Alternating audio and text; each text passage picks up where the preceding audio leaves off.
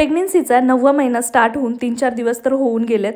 पण आत्ता ना डोक्यामध्ये इतके जास्त विचार आहेत ना माझ्या, की मी सांगू नाही शकत. म्हणजे खूप काही वेगवेगळे विचार येतात, की डिलिव्हरीचं पेन मला सहन होईल का? त्यानंतरनं सी सेक्शन होईल माझं, की नॉर्मल डिलिव्हरी होईल? माझं बाळ हेल्दी असेल का? सगळ्या गोष्टी मला डोक्यात येतात. माझं बाळ कुणासारखं दिसेल? माझ्यासारखं, विजयसारखं?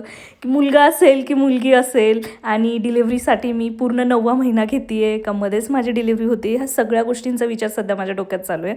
आणि ना त्रास तर इतका जास्त होतो आहे, जसं आता दिवस वाढत चाललेत ना, तसं मला एक त्रास होतो आहे. आणि ते म्हणतात ना 8वा-9वा महिना खरंच खूप जड जातो आहे.